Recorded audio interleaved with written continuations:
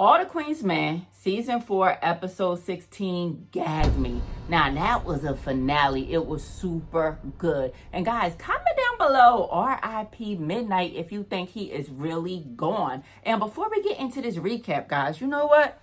We got to pour out a little bit for the dead homies, okay? I think Midnight gone. You know why? Because it's been a lot of drama behind the scenes with him, and I just think they killed him off of the show. So we're going to pour out a little bit for Midnight. And we're going to pour out some for my girl, Madam, too, right? I don't think she gone, but she might be. So let's pour out some for her, too.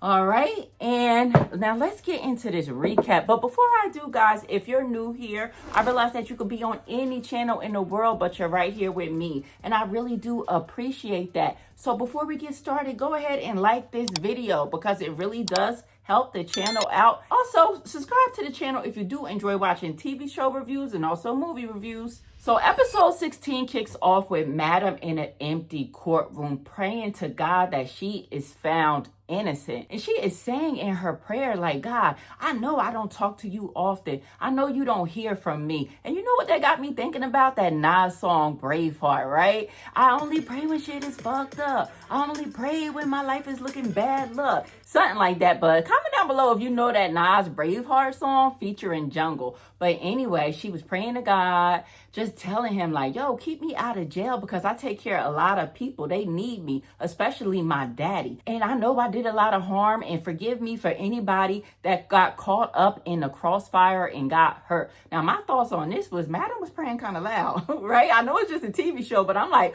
what if somebody's eavesdropping and listening in on her, right? Like, she was just telling all the business, like, your daddy ain't supposed to be alive, and you admitting that people got hurt, right? So anyway, I know it's just a TV show and we have to suspend reality a little bit. In the next scene, we see Babyface sleeping in his car and he gets served papers. He gets served back child support papers for Quincy. Oh my God. And I am rooting for Quincy. Quincy is hell, y'all. He really is. And Babyface deserves it. I'm biased. I'm biased to anybody that's like just a child that grew up fatherless and just angry, just getting his revenge, right? That seems so therapeutic to me. And you know what my mom gonna say about Quincy? She was arguing me up and down saying that Quincy is the real Babyface's son, like Babyface the singer, the icon, the writer, producer. And I'm like, Mom, that is not Babyface's son. I really had to Google it, right? Like, is Quincy from All the Queen's Men Babyface's son? And it's like, no, like he's only the son of Babyface, the exotic dancer. But my mom was arguing me up and down, but she could get that off because my mom is actually the one that put me up on this show. And y'all know I love this show. I got a love-hate relationship with the show. But anyway, Quincy, he need to stop while he's ahead. You know, I think he got his lick back pretty good. And, you know, he could call it quits pretty soon, right? But a few more shenanigans won't hurt. And the next scene had me cracking up. Carla, we see her in episode 15. She had Tony at gunpoint in the car, and we didn't know where Carla was going to take Tony to, right? And Carla was acting like a badass on the last episode. She was like Ronnie from Players Club, right? But on this episode, Carla was soft, right? So she took Tony to the field at gunpoint, telling Tony, like, I'm tired of not having nothing. Like, you know, you got Maddie B's. Madam has Club Eden. I don't have anything. And she's just angry and she's telling Tony she's going to kill her. And Tony just took her vulnerability as an opportunity and flipped the script onto Madam. She's like, listen, Madam is the one that has everything. Madam has Club Eden. Madam has all of the money. Why are you mad at me? I don't have nothing. I got a crumbling marriage. My son is an alcoholic. Like, pretty much throwing Amp under the bus, too. That Tony, she really don't like her son on the low. Like, she resent him so much. And then Tony promised Carla, like, if you don't kill me, I'll give you Maddie B's and I'll just take over Gene's club because Gene left me the club in the will when he passed away. So Carla seems satisfied with that for now. So Carla did not kill Tony, and now they're allies, and now they're going to be Madam's ops. Madam is going to crush them ladies. Skipping ahead a bit on how Madam is just hell and how there are no competition for her. Carla comes to Maddie B's later on. Tony comes to Maddie B's later on. Carla is behind the counter and Tony is like, did you hear the news? And Carla's like, I don't watch the news. Like, that's bad for my spirit. That's bad for my vibes, right? And Tony is like, Gene's club burned down. The club burned down. I have nothing. And Carla is like, okay, well, you can work here. You can work at Maddie B's. And Tony is like, no, that's not good enough. Like, the deal is off. Like, I need Maddie B's back. And Carla is like, I'll be damned. Like, a deal is a deal is a damn deal, right? And if the deal is off, then that means I'm going to have to kill your ass, right? So we don't know what's going to happen with that yet. Like, now they were allies and then they were ops again by the end of the show. I don't know, but Madam said it right when she said it's like the blind leading the dumb, because that's exactly what it is with Tony and Carla. And now we're back in the courtroom. And guys, comment down below if you noticed it was a lot of back and forth out of that courtroom. Like, we see everybody in the courtroom, and then we see Madam going to check Carla and Tony. I'm like, how many breaks do they get at court? Like, that was like a bit unrealistic that Madam was handling so much business on her little court breaks, right? Like, the scenes kept jumping from the courtroom to another scene. But anyway, we're back at court. They're about to read the closing remarks, and they're about to read the verdict too, right? And the forewoman, she announces that Madam is not guilty of all charges. So predictable. We knew that was going to happen. But Madam is not guilty of the murder of Alan Frizz, her former business partner. She's not guilty of extortion or kidnapping either. So she got off scot-free.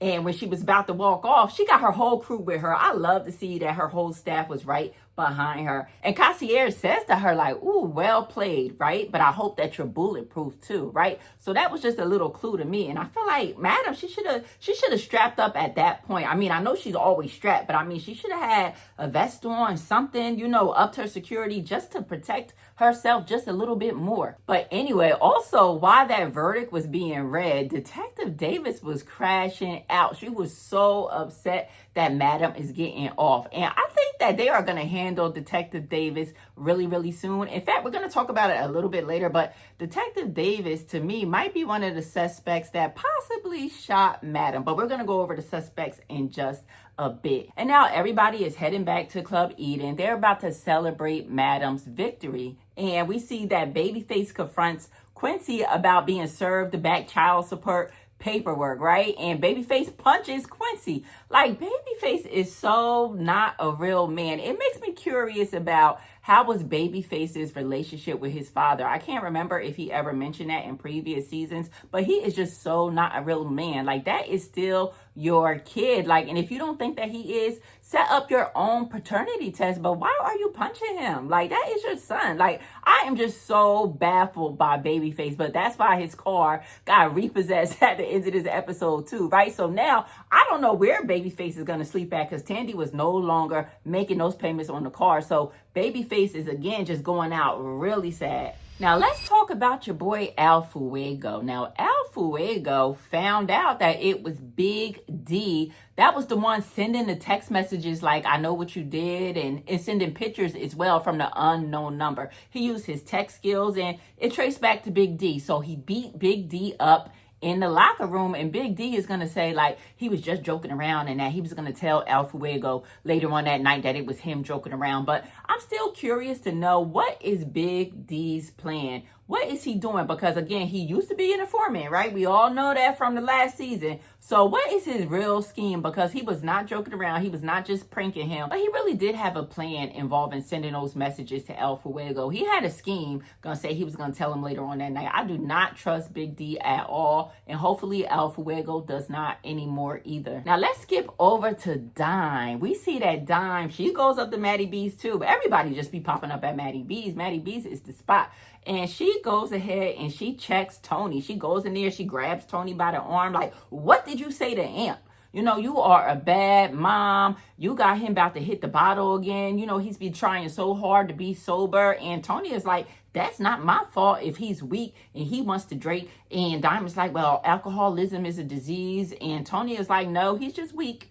He's weak. It is not a disease. Cancer is a disease. So those two are going back and forth until Dime gets kind of emotional. When Tony says to her, like, listen, Dime, when you have kids, you will understand where I'm coming from. No matter how hard you work, how much you sacrifice, your kids never quite turn out the way you expect them to. And that really struck a chord with Dime. And to me, it made her really make a decision, right? Because you know, your girl Dime has been a little bit indecisive and a little bit flaky, right? But in one of the next scenes, we see her at the abortion clinic. So she finally made a decision after that conversation with Tony, right? But we don't know if she exactly went ahead with the abortion. We just see her in a waiting room and she has the abortion pamphlet in her hand. And I could just predict right now, whether or not Dime went forward with that abortion, somehow she's going to take that pamphlet home by mistake. She's probably just going to put it in her pocketbook, and Amp is going to find it, and it's still going to cause an uproar no matter what. So he's going to find out that she was pregnant or still is pregnant, but I guess we're going to find out on season 5.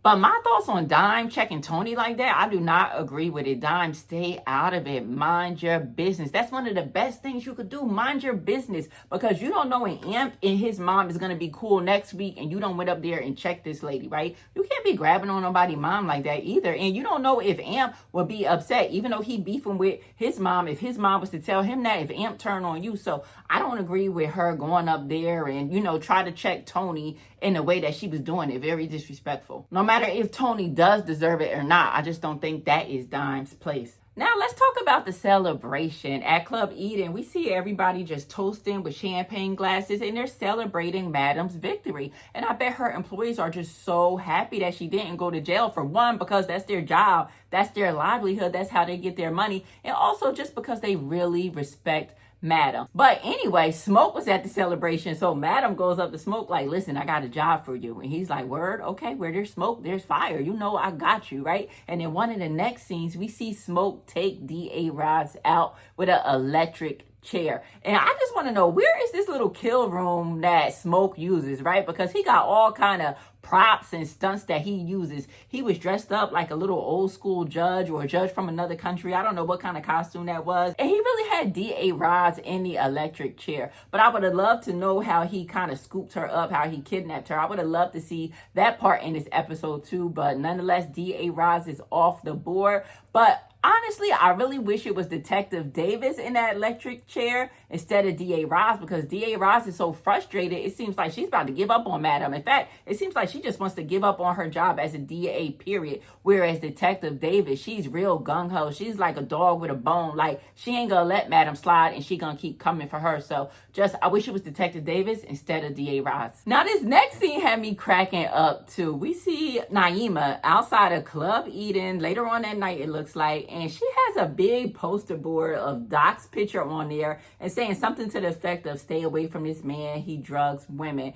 And she has a bullhorn too stating the same message about Doc. So Trouble confronts her like, what do you think this is? And Naima tells her like, you know, Doc, he can't get away with this, drugging people like that. And Trouble just straight punches Naima in the face, drops her actually. And then Trouble goes to tell Doc like, listen, this girl is outside causing trouble. And she had the poster with her, right? And Trouble's like, you know, I could take care of her if you want me to. Like, I know you don't hit women, but I do. Let me know if you want me to finish her off. But Doc is like, nah, don't do that. Like, I don't want you to further complicate things, right? And Doc is right. Like, if Trouble go beating that girl up and dragging her a little bit more, it's only going to cause more problems. And what Trouble said is right. Naima seems like the type that does not go away. Naima is a little nat. She really is. And she is really going to be on 10 right now. Also in the club that night, we see Madam go up to the head juror. I think they're called a forewoman. So she went up to the forewoman. I think her name was Shirley. Shirley and her friend was there at the bar. And that's when we find out that Madam actually paid her off to sway the jury.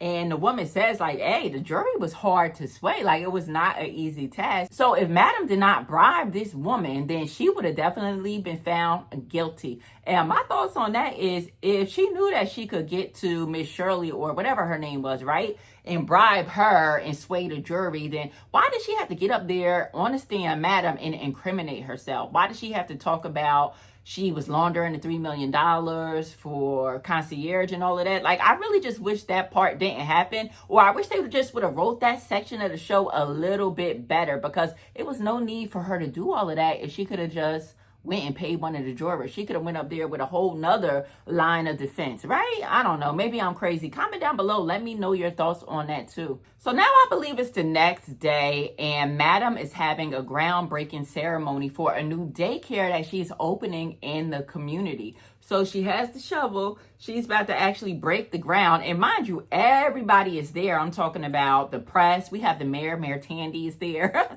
We have a whole bunch of reporters there as well, because they sent out press releases. And Madam goes with the shovel to break the ground. And the shovel hits like a hand, a body part, right? And you see blood, and it's a little bit gruesome, and you see the crowd gasp. And this just makes Madam look so bad. I mean, she just got off a trial for murder, and now this is happening to her. But you see El Fuego with a smirk on his face, and you see him walk off as if his mission is complete. But did I miss something? Like, how did Fuego exactly find out that Madam was the one behind Sandra's death? I had to go back and watch this episode, but comment down below and let me know too. Like, how did Fuego finally find out that it was Madam? But anyway, Madam goes on to threaten Tandy, like, listen, what the fuck is this? Why is there bodies on this land? Why didn't you check? You need to pull some strings. You need to figure out how to fix this, right? And Tandy is just so upset. In fact, she goes home. She's telling Quincy everything that's wrong with her. And that's when you know that Quincy is just a little boy, because he did not know how to respond. He's like, the way he was looking, he was eating his cereal. He was like, huh? What's wrong? Who are you talking about? Like, he was not putting two and two together. But anyway, right? He just satisfied her needs sexually. And she seemed to feel a little bit better. But before that, she was saying how she wants Madam dead and she can't stand Madam, right? So again, she's a suspect as well. But we're going to go over that suspect list in a bit. But listen, now let's just go ahead to the end, right? I don't know if I'm missing any filler scenes in between. I don't think I am. I don't think I'm missing nothing. If I am, let me know. But at the end of this episode, we see Madam in her office with Blue.